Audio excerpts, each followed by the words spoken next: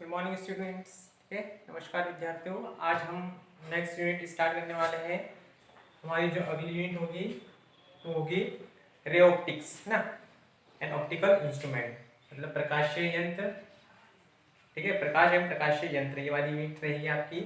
ठीक है, तो इस यूनिट में ठीक है प्रकाश से रिलेटेड मतलब ऑप्टिक्स जो बोलते हैं प्रकाश को, ठीक है उससे रिलेटेड जो भी घटनाएं होती है उन घटनाओं का अध्ययन किया जाएगा। ठीक है, और उससे रिलेटेड जो डेरिवेशन होंगे उन डेरिवेशन को हम सोल्व करेंगे। ठीक है, तो फर्स्ट इस अध्याय में जो है आपका, ठीक है यूनिट नंबर क्या है आपका, यूनिट नंबर 6। ठीक है,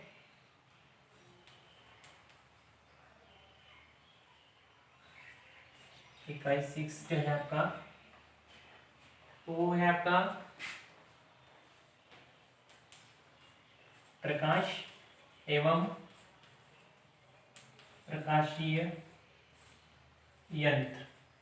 ठीक है, इस यूनिट को हम स्टार्ट करने वाले हैं, प्रकाश एवं प्रकाशीय यंत्र। ठीक है, अब इसमें सबसे पहले प्रकाश के जो ठीक है गुण होते हैं, तो प्रकाश के कौन कौन से गुण होते हैं, जैसे प्रकाश का व्यतिकरण होता है, प्रकाश का विवर्तन होता है, ठीक है प्रकाश का अपवर्तन होता है। तो इन पर कुछ बेसिक क्वेश्चन पूछे जाते हैं। ठीक है, तो पहले वाली जो कक्षाएं थी आपकी 9 10 में आपको पढ़ रखा होगा अपने प्रकाश से रिलेटेड। ठीक है, प्रकाश का जो फेनोमेना होता है कि प्रकाश का परावर्तन क्या होता है, ठीक है प्रकाश के परावर्तन के क्या नियम होते हैं, प्रकाश का अपवर्तन क्या होता है, प्रकाश के अपवर्तन के क्या नियम होते हैं। ठीक है, तो इन पर एक जनरल डिस्कशन हम करेंगे और फिर आगे चैप्टर पर बढ़ेंगे। ठीक है, तो पहले ठीक है पहले ठीक है प्रकाश के परावर्तन को समझ लेते हैं। ठीक है, प्रकाश का परावर्तन। ठीक है, प्रकाश का परावर्तन क्या होता है, प्रकाश के परावर्तन के कौन कौन से नियम होते हैं। तो प्रकाश का परावर्तन क्या होता है भाई, कोई है ना, कोई प्रकाश है तो किसी चमकदार पृष्ठ पर या किसी समतल पृष्ठ पर क्या होता है, आपतित होता है। ठीक है, तो आपतित होने के बाद उसका अधिकांश भाग ना एक निश्चित दिशा में क्या हो जाता है, परावर्तित हो जाता है। इसी घटना को क्या बोलते हैं हम, प्रकाश का परावर्तन बोलते हैं। ठीक है, या फिर प्रकाश का किसी चमकदार पृष्ठ पर टकराकर उसी माध्यम में लौट जाना, उसको क्या बोलते हैं, प्रकाश का परावर्तन। ठीक है, अब प्रकाश के परावर्तन के क्या क्या नियम होंगे। ठीक है, तो सबसे पहले जो प्रकाश किरण ठीक है किसी पृष्ठ पर क्या होती है, टकराती है, तो उसको क्या बोलते हैं, आपतित किरण। कौन सी किरण बोलते हैं, आपतित किरण। ठीक है, फिर टकराने के बाद में जो बाहर निकलती है, ठीक है उसको कौन सी किरण बोलते हैं, परावर्तित किरण।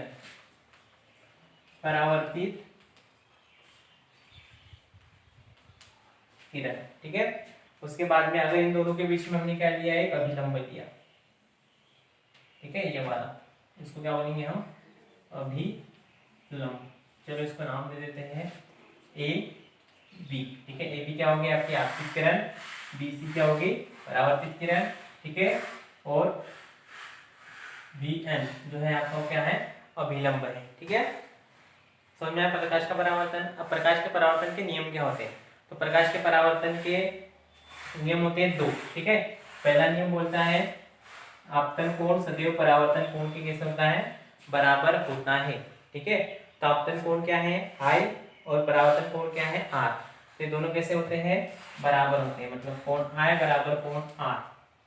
ठीक है, आपतन कोण बराबर क्या होगा, परावर्तन कोण। ठीक है, या आप ए बी एन और एन बी सी ऐसा भी बता सकते हो। ठीक है, तो उनके मान दिए थे इसलिए डायरेक्ट मैंने लिखा है कोण I बराबर कोण R। ठीक है, ये पहला नियम होता है। दूसरा नियम होता है, ठीक है आपतित किरण, परावर्तित किरण तथा आपतित बिंदु पर अभिलंब तीनों कैसे होना चाहिए, एक ही पॉइंट पर होना चाहिए, एक ही बिंदु पर होना चाहिए। ठीक है, अलग अलग नहीं होना चाहिए, अलग अलग होंगे तो परावर्तन नहीं हो पाएगा। ठीक है, प्रकाश का परावर्तन हमको देखने को नहीं मिलेगा। ठीक है, तो ये 2 नियम होते हैं। बड़े आगे चलिए, आगे जो है आपका परावर्तन के प्रकार।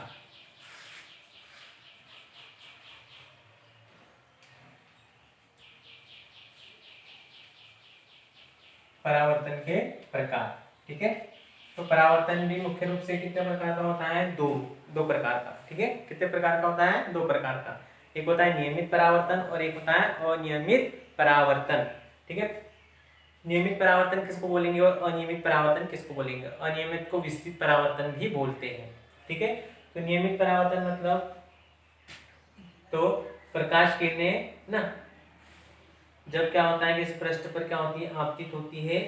ठीक है, तो आपतित प्रकाश किरणें और परावर्तित प्रकाश किरणें अगर दोनों ना मतलब ये क्या है समांतर रहेगी एक दूसरे के, तो वो क्या रहेगा, नियमित परावर्तन होगा। ठीक है, मतलब यहाँ पे हमने एक को दर्शाया है, अगर ऐसे हमने बहुत सारी दर्शाई तो इस तरीके से।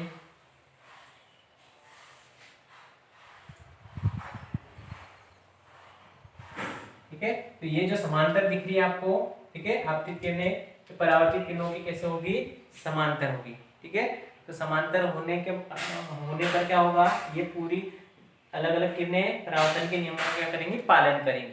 ठीक है, तो उसको क्या बोलेंगे, नियमित परावर्तन बोलेंगे। जैसे दर्पण है ना, दर्पण पर जो आपतित प्रकाश होता है, ठीक है, तो परावर्तित होने के बाद में भी वो इन नियमों का पालन करता है, इसलिए हमको हमारी इमेज जो होती है वो क्या होती है, ठीक है, हमारी इमेज हमको क्लियर दिखाई देती है। समझ में आया? बट वही अगर, ठीक है, शांत जल में कभी कभी क्या होता है, अगर जल एकदम शांत है, उसका तल एकदम शांत है, तो हमको हमारी क्लियरली इमेज दिखती है। क्यों? क्योंकि वहां पर ना मैक्सिमम किरणें क्या होती है, प्रकाश के परावर्तन के नियम का पालन करती है। पर जैसे हमने पानी की सतह को हिला दिया तो क्या हो जाएगा, उसका जो तल होगा वो उबड़ा कुबड़ा हो जाएगा और वहां पर कुछ प्रकाश किरणें परावर्तन के नियमों का पालन नहीं करेगी, मतलब वो एक दूसरे को क्या कर देगी, बिखेर देगी। ठीक है, तो उस प्रकार का परावर्तन क्या होता है, अनियमित परावर्तन। ठीक है, तो अनियमित परावर्तन में प्रकाश के परावर्तन के नियमों का पालन नहीं होता है। ठीक है, ये जब एक दूसरे को नहीं काटती थी, वो एक दूसरे को काटेगी। ठीक है, तो इसको डिफ्यूज रिफ्लेक्शन भी बोलते हैं, है ना। डिफ्यूज रिफ्लेक्शन मतलब, ठीक है, वो डिफ्यूज कर देता है। ठीक है, तो उस तरीके से विसरित कर देता है, विसरित जिसको बोलते हैं। आएगा समझ में प्रकाश के परावर्तन के प्रकार, तो दो प्रकार से होता है, नियमित परावर्तन और अनियमित परावर्तन। इसमें अंतर भी लिखने को आपको आता है, तो आप अंतर भी आसानी से लिख पाओगे। बढ़े आगे। ठीक है, आगे है आपका, ठीक है, आगे जो है आपका, ठीक है, दर्पण। क्या है, दर्पण। ठीक है, अब दर्पण क्या होता है, तो इस चीज को जानेंगे कि दर्पण क्या होता है। तो दर्पण क्या होता है, तो दर्पण है ना, कांच से बनी हुई एक ऐसी वस्तु होती है, या ऐसा पारदर्शी धातु होता है जो अपने ऊपर आपतित संपूर्ण प्रकाश को क्या कर देता है, परावर्तित कर देता है। उसी को हम क्या बोलते हैं, दर्पण। क्या बोलते हैं उसी को, दर्पण। ठीक है, अब दर्पण कितने प्रकार के होते हैं, तो जनरली दर्पण कितने प्रकार के होते हैं, 3 प्रकार के। कितने प्रकार के, 3 प्रकार के। तो 3 प्रकारों को याद रखना है आपको, कौन कौन से प्रकार होंगे। तो एक होता है आपका समतल दर्पण, मतलब जिसका परावर्तित पृष्ठ कैसा होगा, समतल होगा। ठीक है, तो जिसका परावर्तित पृष्ठ कैसा होगा, समतल, मतलब इस तरीके से। ठीक है, एक तरह से पेंड होता है। ठीक है, तो ये कौन सा दर्पण हो गया आपका, समतल दर्पण।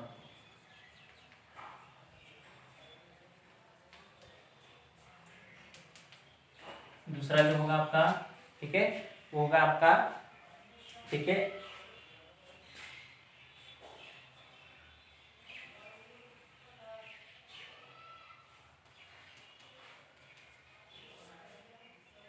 परवलयाकार दर्पण, मतलब इस तरीके से परवलय के आकार का होगा।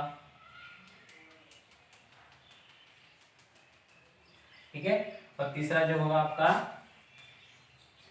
गोलीय दर्पण। ठीक है, तो गोलीय दर्पण कुछ इस तरीके का होगा।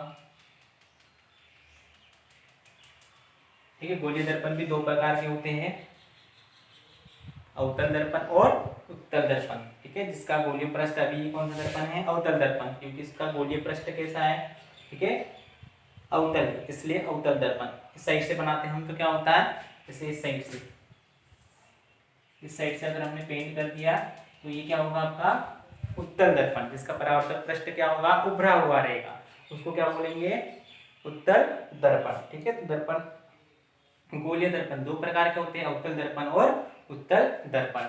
ठीक है, और दर्पण कितने प्रकार के होते हैं? 3 प्रकार के, समतल दर्पण, परवलयाकार दर्पण और गोलीय दर्पण। ठीक है, आएगा समझ में आपको? ठीक है, तो इस तरीके से आपको समझना है। ठीक है, उसके बाद में इमेज क्या होती है? ठीक है, प्रतिबिंब क्या होता है? तो प्रतिबिंब क्या होता है? ठीक है, तो प्रतिबिंब क्या होता है? ठीक है, परावर्तन के बाद, है ना, अपवर्तन या परावर्तन के बाद में क्या होता है?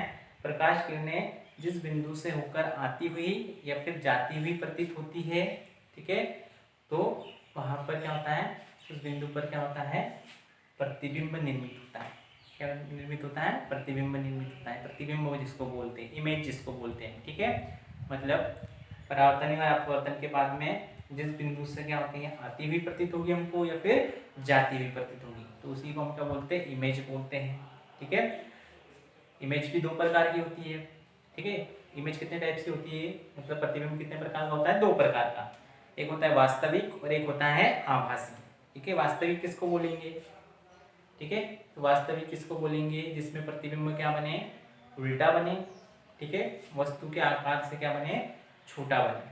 ठीक है, उसको वास्तविक प्रतिबिंब बनेंगे बोलेंगे। और आभासी प्रतिबिंब किसको बोलेंगे? तो आभासी प्रतिबिंब हमेशा क्या होता है? ठीक है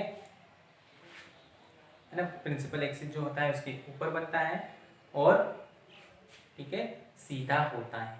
ठीक है, सीधा होता है और बड़ा होता है। ठीक है, तो ये होता है। ठीक है, वास्तविक जो इमेज है उसको आप क्या कर सकते हो? पर्दे पर प्राप्त कर सकते हो, आभासी वाले को पर्दे पर प्राप्त नहीं कर सकते। ठीक है, तो ऐसे बहुत सारे हैं, इसमें डिफरेंस भी लिखने को आता है आपको। वास्तविक प्रतिबिंब और आभासी प्रतिबिंब में क्या करिए?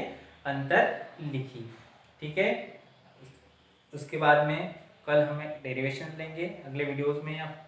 ठीक है, नेक्स्ट डे तो हम उसी को एक्सप्लेन करेंगे। ठीक है, आई होप ये आपको जो बेसिक जानकारी मैंने आपको दी, ठीक है, ये पहले हम पढ़ चुके हैं। ठीक है, 10th क्लास में भी रहता है पोर्शन, तो फिजिक्स का जो पोर्शन होता है उसमें ये बेसिक चीज़ें हम वहाँ पे पढ़ चुके हैं। ठीक है, आई होप ये वीडियो आपको समझ में आया होगा। आप देखिए इसको, उसका फेयर वर्क करिए। ठीक है, थैंक यू।